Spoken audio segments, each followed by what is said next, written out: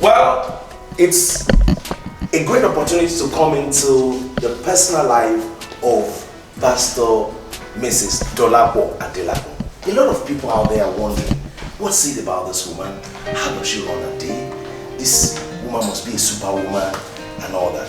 And I believe that there are many women of God, women in general, who really want to peep into what a day looks like so that they can get a terms of reference. Mommy, we thank you for giving us opportunity to be able to come into your private space. But I believe this will help a lot of people. Mommy, you are just coming from your room. Let's assume today, you are just waking up. How is your day run? Just waking up, my Bible is the first thing that I open. What time do you wake up? It depends on when I sleep. Yes. And most of the time we sleep around 1:30. Wow. And then if we don't have anything pressing in the morning, yes, we don't get up until 7.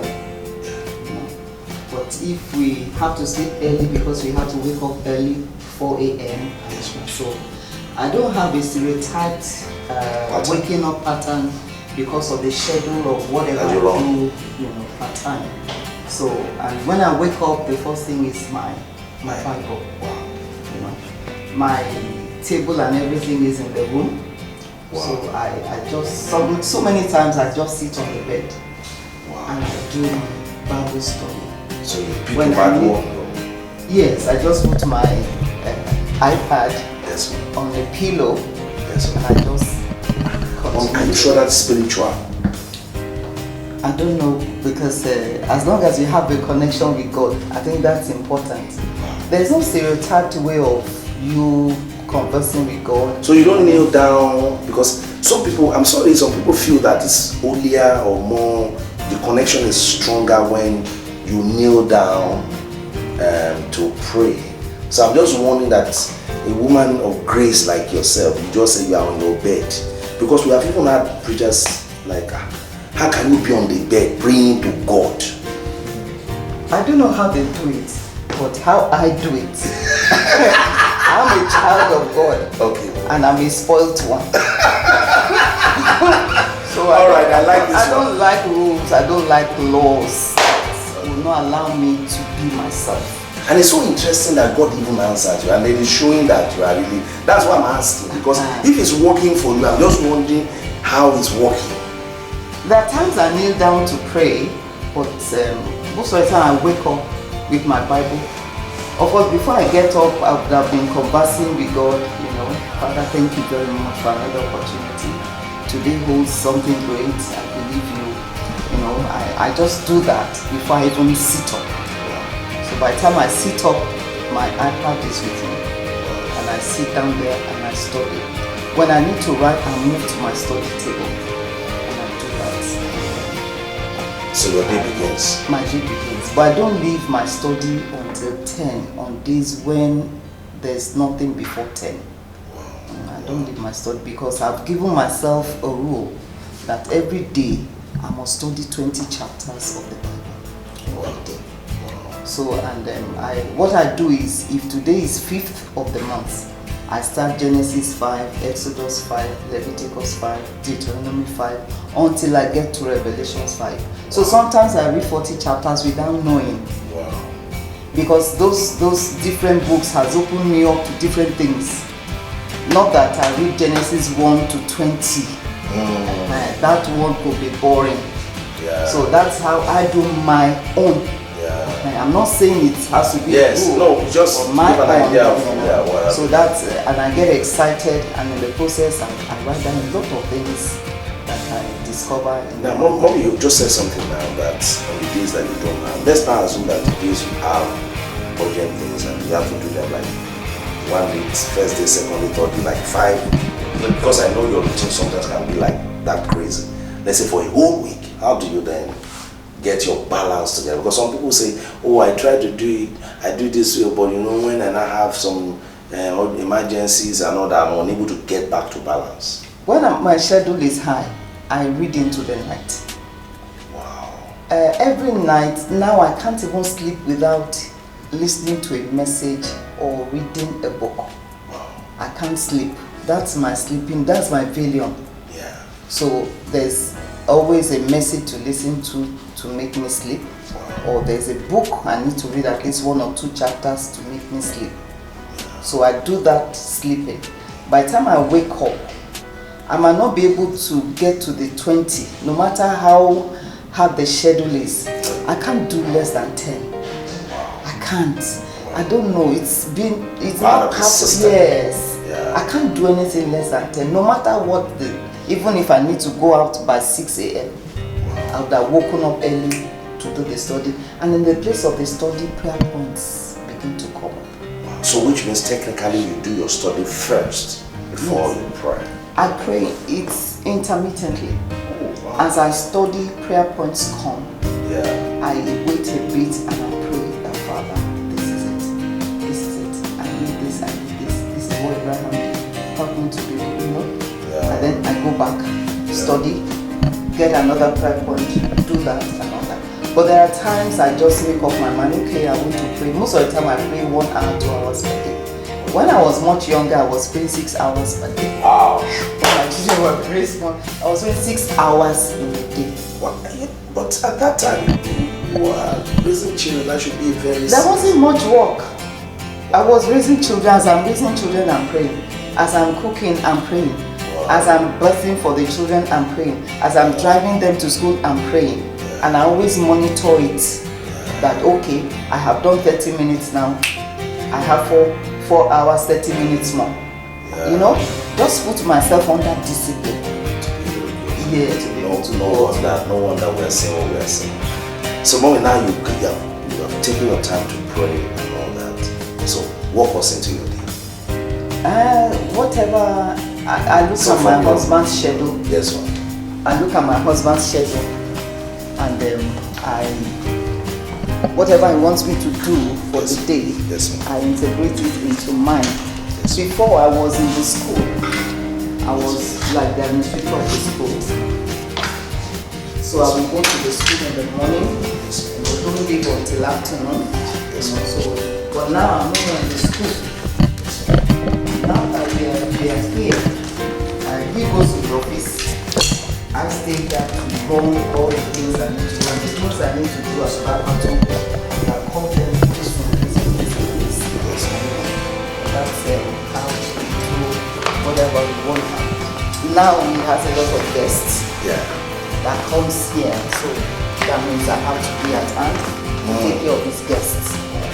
So that's what I think it's season per season. The season determines the kind of work you do. Mommy, when you were younger, when the ministry was still younger, like that, how do you balance all of those things? Raising children, taking some of these other assignments. How do you balance it and work it into it? Like I said, that once you prioritize your life, knowing that the home is the foundation, the first thing, then you take care of the children. In those days, I wake up, do my study, go and take care of the children, and then drive them to school. Yeah. Once we finish from school, I go to the office, I drive back to the office. By the time we come, I do some work in the office. When it's closing time, I drive out to go and pick the children, take them home. Wow. We don't go back to the office. Wow. And while I take them home, we cook. The three of us cook together. I teach them little things. Wow. After cooking, we go to the courtyard to wash. They started washing at the age of 2 because you can't be dirtying your socks and I expect me to be washing it for you. So as I put water and soap, they put their socks inside it. I put their uniform. So while we are washing, we are doing Bible study. I'm teaching them Bible stories. And you know, children love water. Yeah. They can wash one sock for 3 hours. And I also be using it to do Bible study for them. We'll be jumping in the courtyard. Meanwhile, my husband is in the office. And so by the time we finish that, we go for siesta. After we wake up, we now do the homework. We do the homework. And days when we have fellowship, after the homework, we now drive back for fellowship and come back home. Wow. That was when they were in primary school. But by the time the first one got to GSS1, he had to go to the boarding house, and the younger one was in primary 4. Yes. So they had to go together to the boarding school. Wow. So when they left for the boarding school, now I was transferred to the school, to the mission school. So I report there every morning, 6:45, 6:50, because some parents bring children as early as that. Yeah. So we are there until the children close. I was doing there for some years, you know, and then it's been from one department to another. So we function only where we are posted to. Now, Mommy, I want you to tell us about the journey, because I just heard you talk about life is in phases. Mommy, what you see that? You just told us that life is in phases. Can you just keep us abreast of some of the phases you've had to go through, and what are the challenges of each of those phases for those? Because, for example, we got to know that you are from a family that was that is fairly comfortable, not just slightly comfortable. Just privileged. But you know, when you had to marry Daddy, you had to come to that. Can you tell us a little of the story, lessons that you learned from those things, pains that you went through, and how do you think younger people in your shoes in the shoes that you were at that time can navigate the process? Because some just feel like, look, this woman is so high up there. This is where I am. Can I ever get there at all? Because in the first edition, you told us of how you were cooking vegetable and you use it for all kinds of. We just want to know the phases. I became a Christian before I got married. Wow. I think that helped me a lot. Wow. And then when I became a Christian, I got to hear teachings about giving, about tithing. There was one day I actually gave my life to Christ at the Full Gospel Businessmen's Fellowship in Premier Hotel Ibadan here. And one day we were in prayer meeting, and I opened my eyes during worship, and I saw a woman beside me, and I was looking at her funny and saying, why is her shoe so rickety like this during worship? And immediately I said that in my heart. The Lord said, when next you are coming for prayer meeting next Wednesday, bring her 2 pairs of shoes. She's using your size. So after worship, I told her, I said, please, do you use size so? She said yes. I said, please, I owe you 2 pairs of shoes next Wednesday. And as at that time, I had 48 pairs of shoes. Hey! So serious. God began to open my eyes to see people who needed shoes. So I began to give people shoes until I was left with the last one, which was black. I wore it so much that I didn't have money to replace it. Wow. I gave all those things out. So that was the lifestyle of giving that Christianity exposed me to. So I started giving things out until I really had little or nothing to show for it. But I had joy. The joy of release, the joy of release. So I had already crashed in the place of giving before I got married. So I now began to see a little bit of what they call lack. So when I got married, it started with only the things that we could afford, only the things that were necessary. Those were the only things we could afford. So if it was only 1 meal in a day, that was just what we would go by.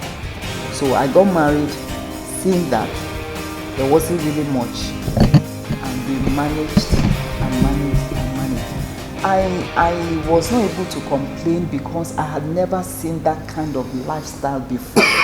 Okay. I've never had that experience of lack before. So it was interesting. Oh, so it was like an adventure It was an adventure. I was always laughing. That's interesting. When we have to put garri inside water and allow it to arise and shine. Wow. And then eat it with groundnuts. I will be laughing. And my husband will be angry. You don't buy anything, no? You won't hear more, yeah. Probably because he was used to it. He is used to it. So there was a particular afternoon, he came back home and I served the eba. We've been eating eba for about 6 weeks. Wow. Because it was only garri that we had in the house. And that afternoon, he just began to cry. I said, why are you crying now? At least there's still something. Wow. He said, what do you mean? Leave me alone. Is it because you have never suffered in your life? You have never suffered in your life. I've been suffering all my life. You've been suffering all your life. Okay. I didn't know why he was crying. I said, why? Why? At least there's still something that we are eating.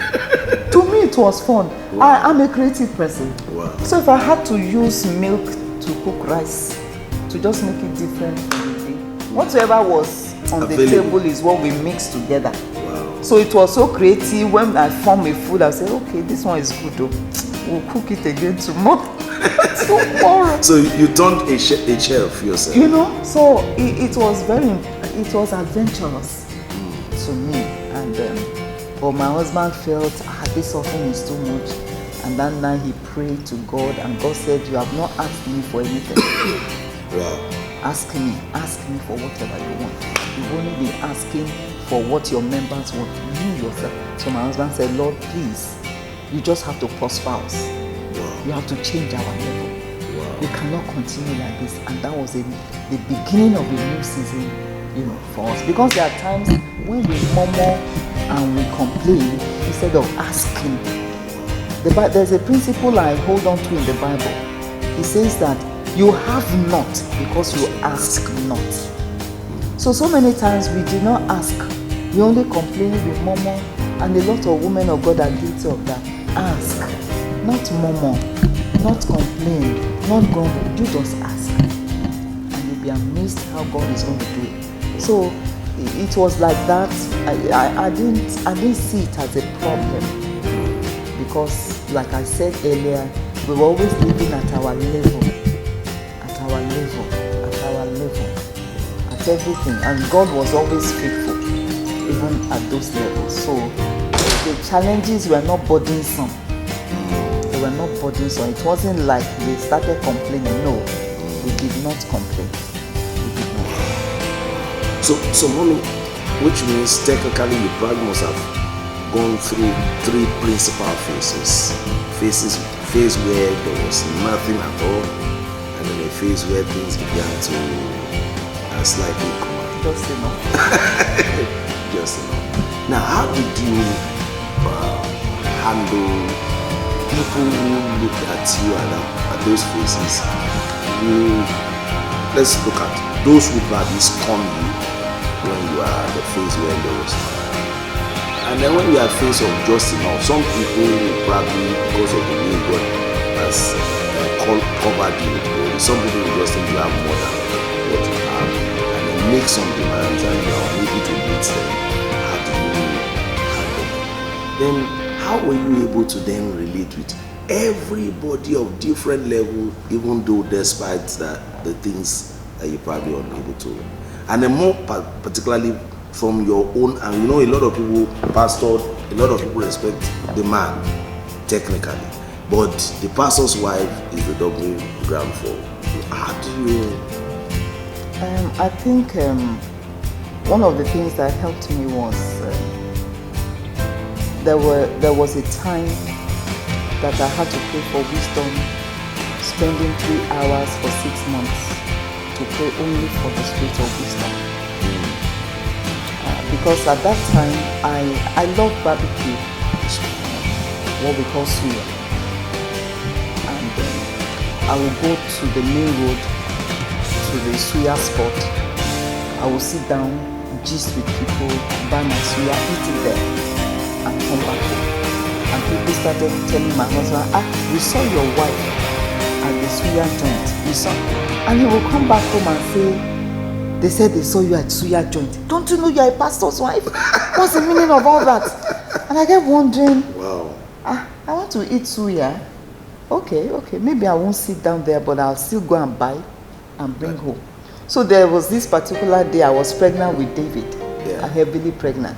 So I carried my, we call it, I don't know, there's this Acopex or something, there's this dish in those days that had transparent cover. I took it in a nylon and I went to the suya spot. I said, okay, if they complain and say they see me at suya spot, I will buy my suya and go home. To eat it. So I bought my suya. As I was about to cross, I didn't even look at the road. I just heard a car screech. I think the car almost knocked me. So everybody, you know, and it was the road to the church. Everybody saw what was happening. And I say here to my nylon that this suya, you are not going to drop.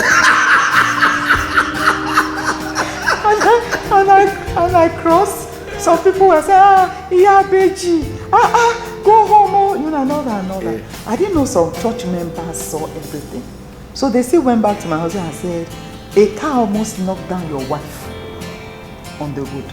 So when he came back home, he said, where did you go? I was so tired. I said, I went to buy suya. He said, what's wrong with you? What's wrong with you? Can't you see how stupid you are? I said, what? Stupid? Stupid? Maybe because I studied English. So that stupid was like, stupid. If I had never had that before. Yeah. I said, stupid. I kept repeating that. You call me stupid. So that night I made up my mind I wasn't going to sleep in our bedroom. So I went to the guest room. And I said, Lord, look at this man. He's calling me stupid. And the Holy Spirit came. He said, yes, you are stupid, you are foolish. And I said, Holy Spirit, why? He said, don't you know your position? You are a pastor's wife, you just walk about the streets, buying suya, gisting with people. He said, no, your office does not allow for that. And so I said, okay. From the following day, I made up my mind I was going to pray for wisdom. And I did that for 6 months, 3 hours every day. I would go to the church. We just had a shed at that time. I would go to the shed. I walk down for 3 hours, praying for wisdom for 6-7 months. And from that point, I knew things changed. So you can see, those of you who ask me where does she get that kind of poise from? She walks with majesty. You can see where the secret is. You know, sometimes when you don't ask questions, you don't. So mommy, it was from the fact that you are called to. In fact. And Holy Spirit re-emphasizing that. Yes, you are really stupid and foolish. So you went to ask for wisdom. And we can actually see the evidence of that wisdom. Now, mommy, that will lead me to ask this question from what you have just said. So that means that there are certain ethics, or code of conduct that is expected of a pastor's wife. Is that what you are saying? Yes. Can you let us into some of them? Because a lot of people admire you and they love the way you carry yourself, your courage, your gracious approach to issues. You know, every office has its rules. It has its poise, it has its regulations. I had the opportunity or the privilege to always be around my auntie who was a high court judge at that time. And she will make some statements. When we're in the car, her orderly and the driver, I will sit with her at the back. When the driver tries to just be erratic on the road, my auntie will say, ẹni tó mọ̀ fún òkè rúfin o. She was always making that statement. I was very wondering. We went out for a party, and I said, Mommy, we call her Big Mommy. I said, Big Mommy, are you not going to eat? She said, judges don't eat outside. Judges don't eat outside. When we buried our grandfather, the other children had their reception in a school compound. She had her reception in somebody's house, you know. And I was now asking her later that, why did you have to separate yourself? He said, judges don't eat outside. We can't do what everybody is doing. And all the time she kept saying, judges don't do this, judges. And I was young. And I'll be wondering. So when I became a pastor, and God began to teach me some things. Wow. I will remember what my auntie would say, Terms of judges don't reference. do this. So I now say, okay, even as a pastor's wife, it's even higher. Yeah. Because you are leading different caliber of people. You must be all things to all men. To the rich, you must be all things to them. To the poor, you must be all things to them. That's where wisdom comes in. You must know how to speak. You must know how to carry yourself. You can't be upset with a member. You can't be angry with a member. Your position does not allow for that. You are a mother. You are a mother. You must pray for largeness of heart to be able to allow people to pour different kinds of, trash on you without you responding or reacting. Just keep your poise and always keep a smile because God is on the throne. Always dress decently, no matter what. Don't borrow money from members. Live a size per time. Live within what you have. Don't have monetary transaction with members. It doesn't help. Because when you get to the top, they will accuse you of the things you did years ago, which you did in foolishness. So there's a carriage for the pastor's wife's office. And we must follow because of God. Whatever we do, we must not allow the ministry to be blamed. We must not allow the name of the Lord to be blasphemed. That's what we should watch because of the name of the person we are carrying. It's no more our names, just like an ambassador. Yes.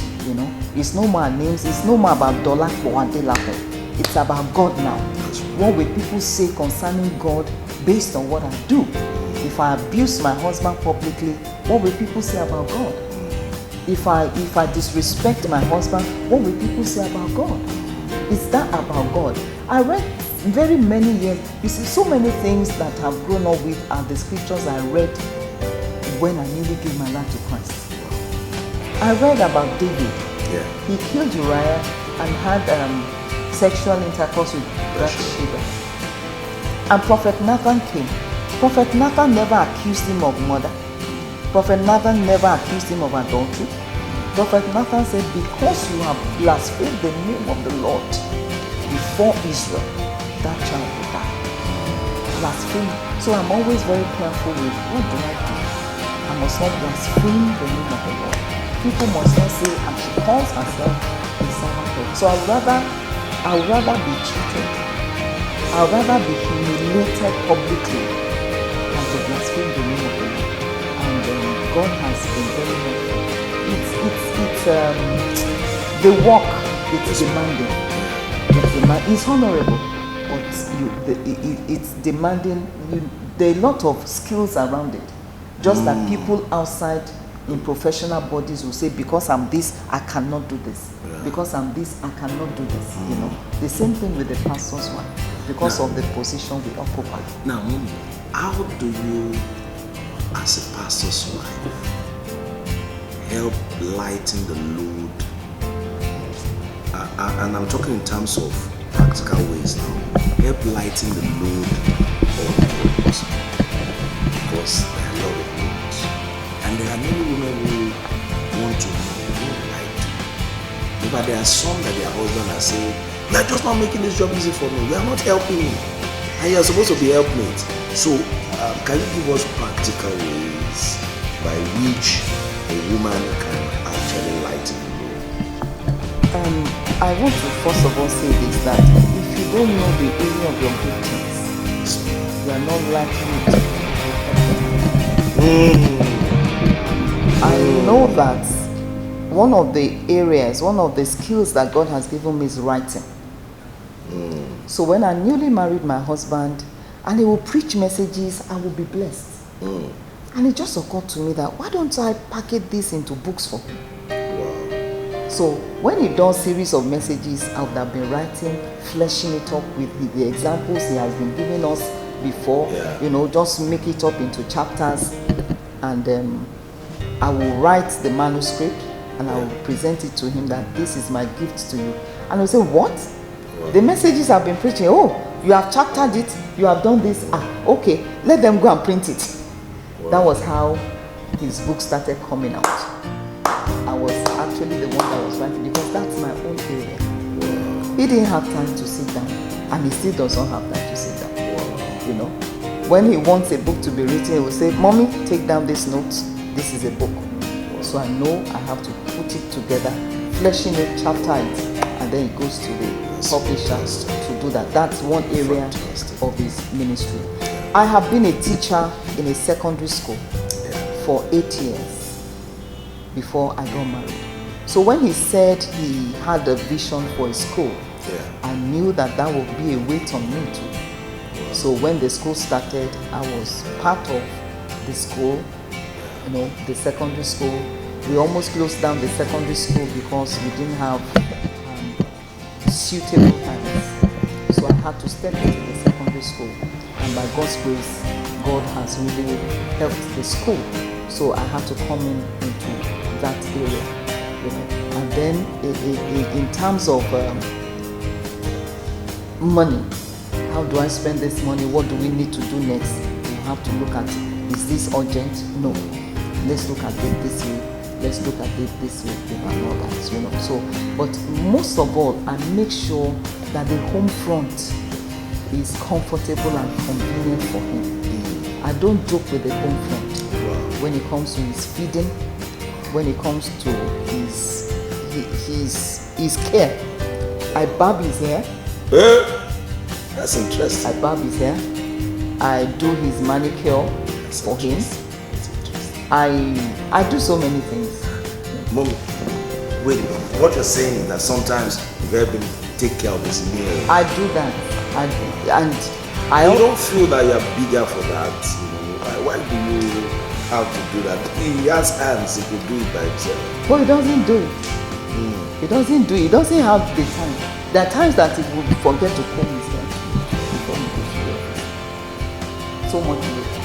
So these are things that has to be done. You know, make sure that everything is well packaged. So the home front is very, very important.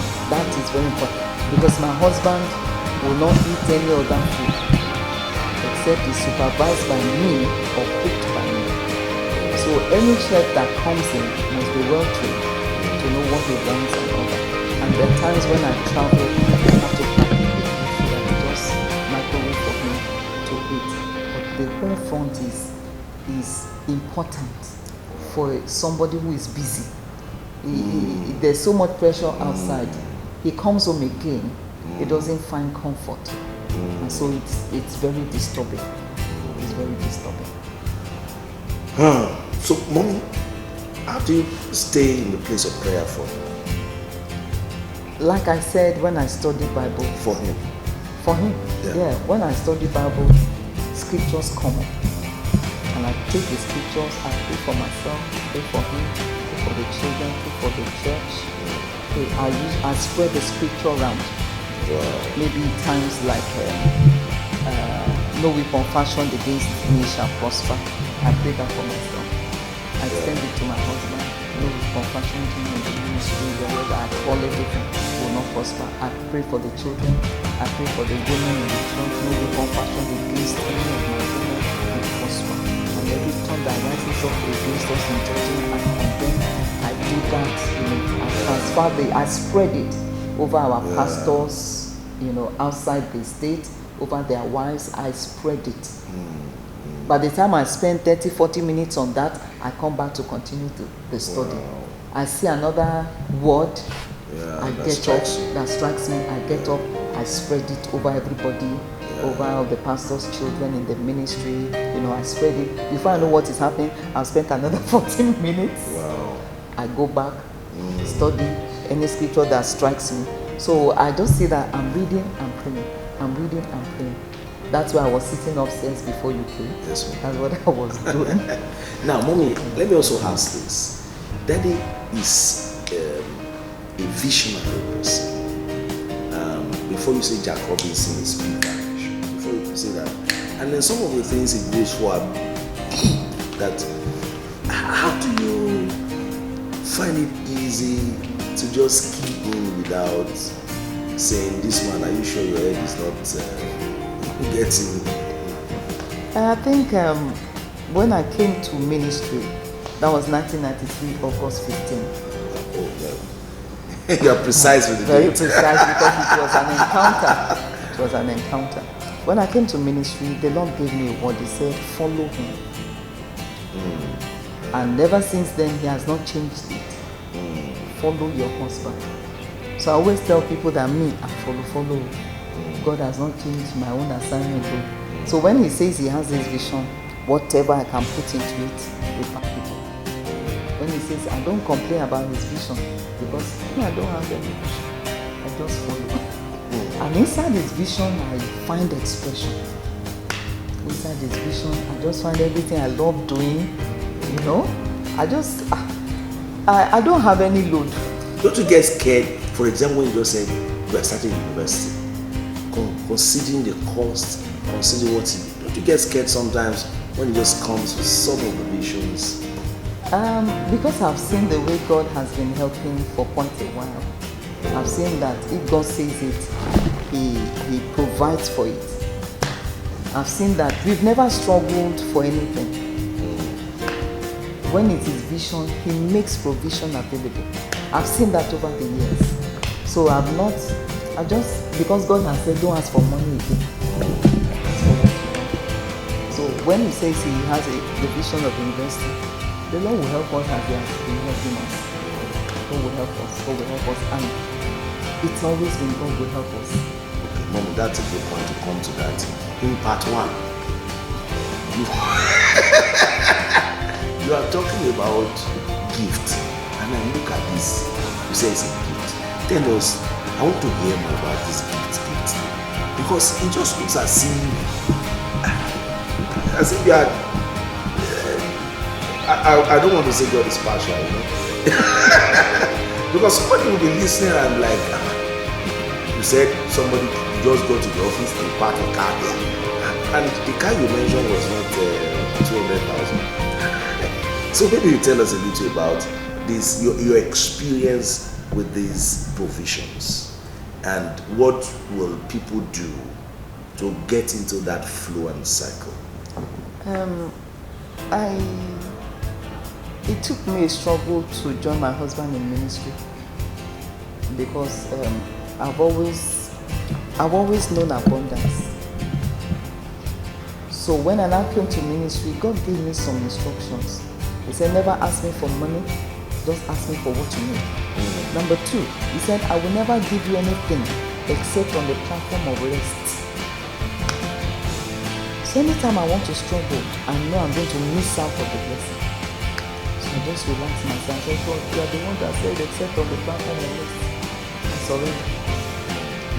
So those words have always been keeping me over time, been keeping us over time. We've had a lot of strange, I want to put it together, that my eyes have seen strange things when they talk about it. Because these are things I want to share. God's provision, God's protection. Please let us into a little of them, because somebody is watching who probably might learn something. You see, when you walk with God, there shouldn't be anything you cannot give to God. In your walk with God, there shouldn't be anything like this is my own. So anytime God wants it, it's readily available. That one, I've not had a problem with that. But Mommy, I think that area you also need to clarify. But before I want you to continue with the other one. Okay. But when you mention this gift, there's so much noise about giving these days. Some believe that pastors are, like now somebody comes to this kind of pattern. You are just telling us that it's a gift. But what if I think that you use tithe and offering to build this house? So I know there's this feeling that is telling people, look, you don't need to. Maybe you just, because now that you are saying, because even you as a pastor, you say you are giving. But I thought that they should be, you people should be sitting beside the pot of tithe and offering. No, ministry, if you don't structure it well, you won't really enjoy the benefit of it. Ministry is not a personal achievement. It's not a personal business. It's not. We can't dare Mommy, move. tell her, because the way people see it is not like that. Ministry is not a personal business. It's God's work, and it has to be structured like that. I've never known what comes into the ministry. That's not my area. I'm not in that department. Mommy, are you sure? No, I've never known. The accountant doesn't bring this into you people. I'm not the visioner. Home. Home. But it looks as if maybe you'll be able to plan it when they bring the account at home. Home. You and office work. No, the ministry is a structure on its own. It's God's kingdom, and it has to be properly structured. There are people in charge of finances. There are people in charge of tithes, in charge of offering and all that. I've never in my life know what comes into church, because church money is not my money. And I've made my children to understand that no, we have nothing to do with all those things. There are people who are in charge of that. Anywhere I'm posted to, I go there. I've never collected salary. I go there, I put in all that God has gifted me with. I move when they moved me to another department. So that's the way we operate ministry. It's not eat and let's eat thing. No.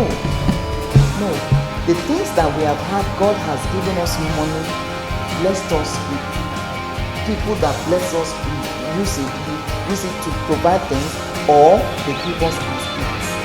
Without manipulation, without maybe I come into this of recent. I don't want to draw you into controversy, but I think you might blame. Of recent, there were issues on tithes. The white people should not give tithes. It's a means of pastors robbing people.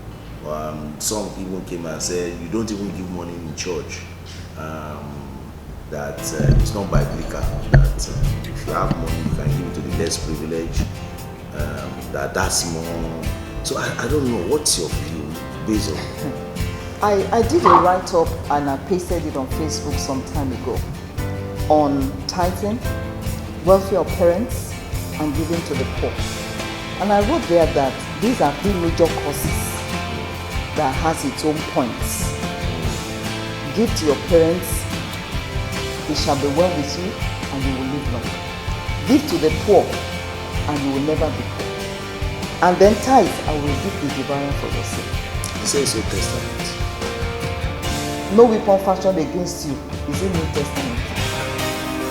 And they said when Jesus said, I have not come to destroy the law. And tithe is not even the law. Tithe came before the law. Tithe was a love relationship. So tithe is not debatable. You don't debate some issues of the kingdom. These are covenant issues. You don't debate it except you are not in the covenant. It's a love relationship between Abraham and God. And God said in Isaiah 51, look unto Abraham your father. So I want to do the things Abraham did. I want to do the works of Abraham. It's not a law thing. It's when it's a law that you'll be saying, is it gross? Is it net? That's a law. A love relationship. Nobody tells you to give before you give. It's a love relationship. So it's not debatable. Okay, so mommy, let me quickly, so that we wrap that out. What's your advice to people on that area? Because some people say, look, they said we should not be paying tithe. It's not 10. Some people say, well, this tithe. Some feel that they have an understanding of it. Some say, tithe, I calculate it to the letter and make sure that it's up to the tithe. It's not above, it's not below. What's your general view, from your scriptural understanding of this thing as advice to people? You know, one thing I tell people is that I pay tithe because I'm weak. I can't handle devourers. Devourers come in different ways. Devourers, they devour your body through sickness. They devour your soul through, you just have mental issues.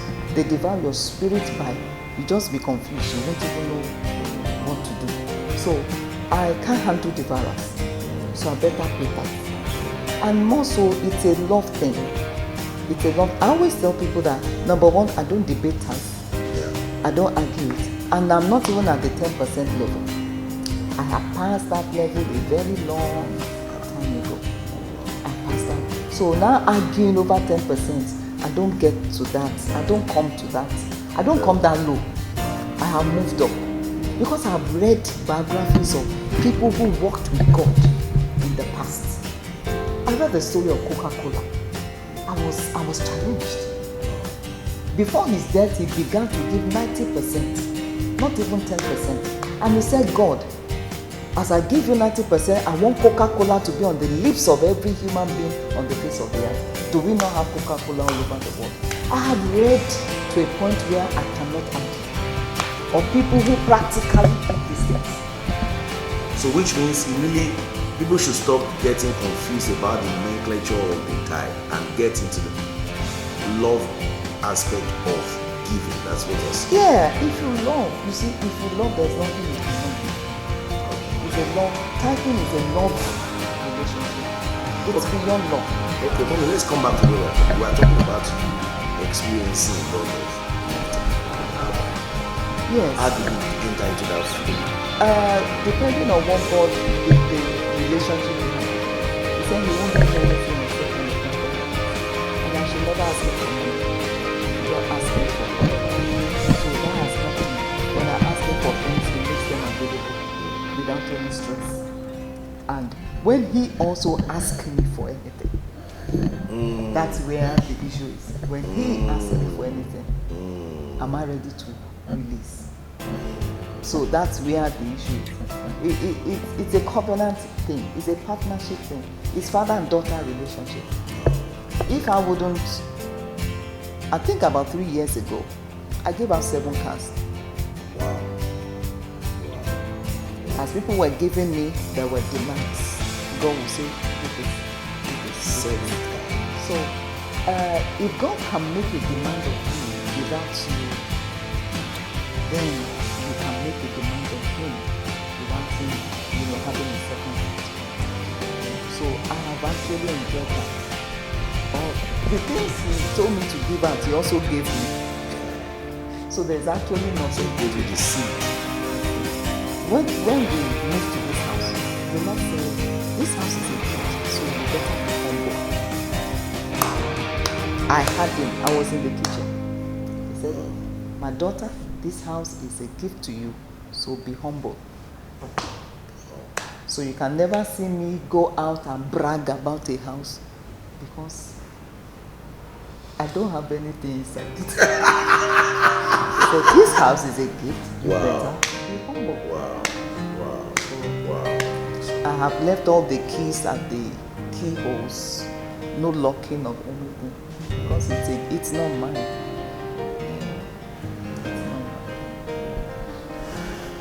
Wow, this is quite interesting. Mommy, on a party note, what's your general advice to women and pastors? So that women always have this challenge of finding fulfillment in their lives. There's a tendency to feel, I'm living my life for somebody else. You just told us not so long ago that you felt God asked you to follow. Some will feel, look, I cannot, and it's true. Can somebody use a life to serve somebody else on a life? So we want to know your counsel generally for women on how to be able to find fulfillment and be joyful. You talked about doing things that gives you joy. Maybe you give us. I want to challenge all the women to be able to see that God is not the author of confusion. When you marry a man, God has seen beyond you. Inside of that man is part of you. So when the man says, I want to do this, you sit back with God and ask the Holy Spirit, how do I find my way through what he wants to do? He says, and the two shall become one flesh. Because if you don't do that, you just find out that you'll be parting ways. You just be living together. There's no joy, there's no friendship. But when he says, this is where I'm going, this is what God has asked me to do, find what you can do inside it and how you can assist and boost it. You see, life is about you boosting somebody else's vision, whether husband or not. It's about you just lifting other people. So if you can boost your husband's vision, inside it is your own path. Inside it. So I want to encourage us, let's speak one language as a home, as a family. Let's encourage this men. You know, men cannot do too many things at the same time, but women can put a lot of things together.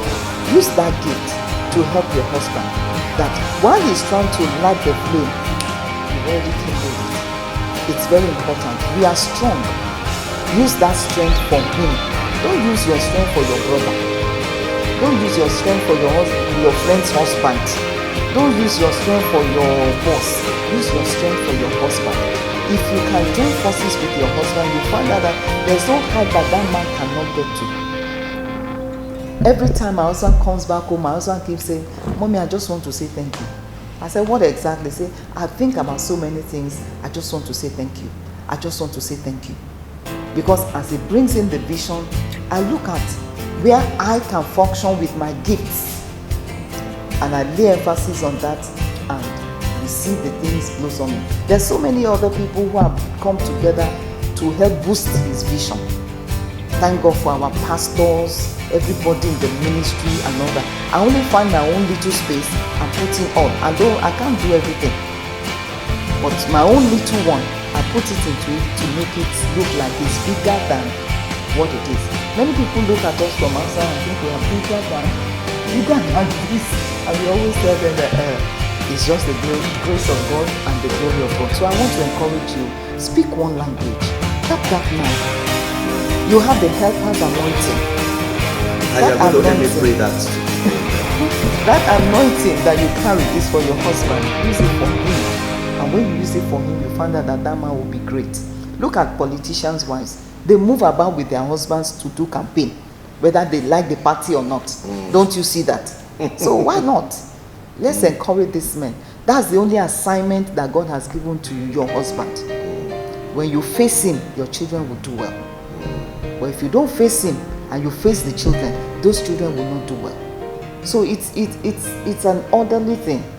So I pray for you that the Lord will strengthen you. The Lord will put in you a heart to be able to help that man. That helper's anointing in you will not waste away. You will use it for your spouse, and the two of you will be great. Your children will see you and call you blessed. And all that you do, God will reward you. Your husband will not reward you. He cannot. But the Almighty God will reward you and cause men to join forces and to build the work together. And I pray that it shall be well with you in Jesus' name. Mommy, I just remember something I said, very fundamental, that I should not forget to talk about.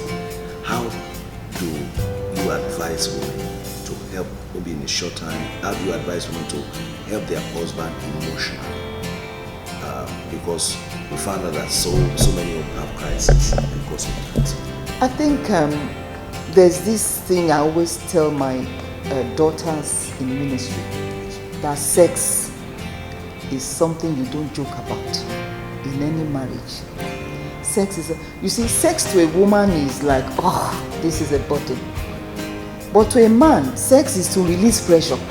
So we are on two different platforms, except wisdom prevails. When I newly got married, I will always say, I'm not in the mood, I'm not in the mood. And one day I was studying the Bible. You know what God said? Yes. The Holy Spirit said, when you were asking me to give you a husband, you didn't say you are not in the mood for husband. You are in the mood for husband, but you are not in the mood for sex. No, it's the same course.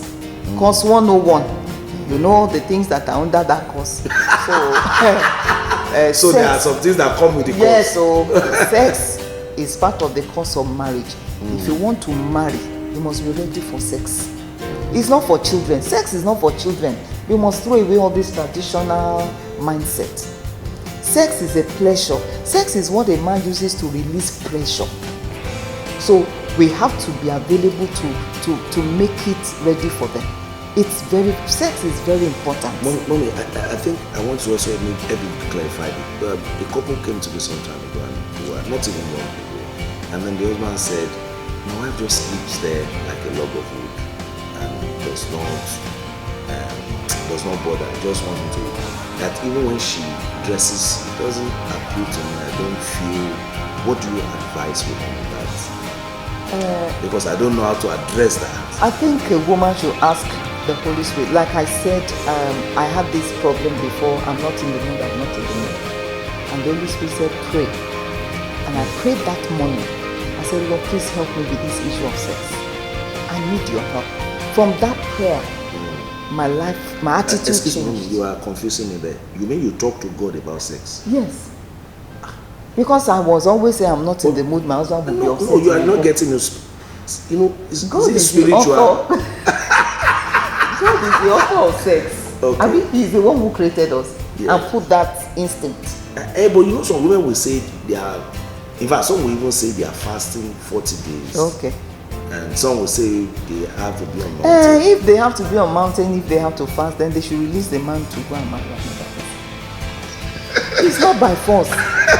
Yes, the truth has to be said. Okay. The truth has to be said. I had to because ask they will say God. that man is a devil. Because they don't know God. Okay. Because if you know are God, bringing this new light. if you know God, you will learn to. When we made the marriage vows, it says these two people have been joined together. That their natural instincts and affections should be expressed. It's part of the vow of marriage.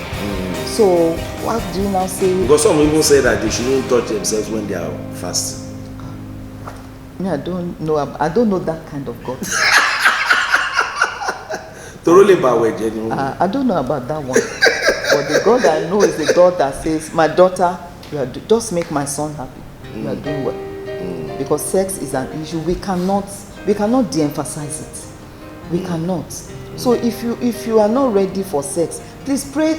I think the whole thing is about prayer. Ask the Holy Spirit to help you. And the Holy Spirit will put that instinct, because there are some marriages that the devil wants to break.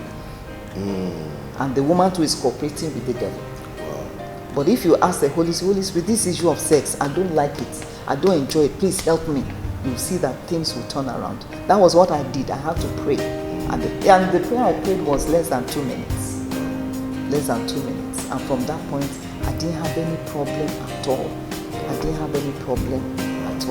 Because the emotional issue is there. I always tell my husband, you can't go out without kissing me. What if we don't meet again? Mommy, you are the one that asked. But I thought they said, just go out like that. okay. You can't go out like that. What if we don't meet again? You don't think about that. That's interesting. Yes, because but they said it's the man that should be asking. To kiss. I don't know about that. I grew up in a place where we kiss everybody kisses everybody. Yeah. Before you go out, you kiss one another. I mean, a pattern, whatever. And how can your husband travel and no ties, nothing, no emotional, he just travels and comes back and you are okay? I don't think it's not. But we are fasting. What if you are fasting? Fasting. What about the okay? I don't know about all that. Maybe I'm still so, mommy, what you are saying is that you allow him to kiss you when you are fasting, waiting on the Lord. I think I'm still a baby Christian. Maybe when I grow, I will understand that one. I'm growing. Wow! It's like we shouldn't finish this interview. Mommy, we want you to pray for people, because one thing that we cannot deny is that there is grace of the Lord. It's obvious that God also has called you to the body of Christ to also be a blessing to many, and especially women to be able to stand to hold and say, I just want you to look into the camera and pray for your hearts. Father, we want to say big thank you to you, because when you call, you equip. I pray for everyone who is watching and listening, that whatever they need to put in place, you will equip them with it. And the ones you have equipped who have not recognized it, Father, please open their eyes of understanding to see the giftings inside of them, to see the strength, to see the value, to see the unction that they carry, especially as women and as wives in ministry in the name of Jesus. I pray for you that the Lord will uphold you more and more. As you practically become a Christian, God will honor you. As you practically do everything within your means not to blaspheme the name of the Lord, God will encourage you. God will strengthen you. God will reward your labor of love. God will return to you all that you have given to Him in multiple folds in the name of Jesus. If you are struggling, the Lord will ease that struggle. The Lord will lighten your burden. And I pray that from now, the Holy Spirit will become your best of friends. You will have a sweet fellowship with Him. And with that, the sky is not even your limit. And through you, other people shall know the Lord, and other people shall love the Lord, and other people shall love ministry, and other people shall love their husbands in the name of Jesus. Father, we thank you. In Jesus' name we pray. Mommy, thank you so much. Sorry.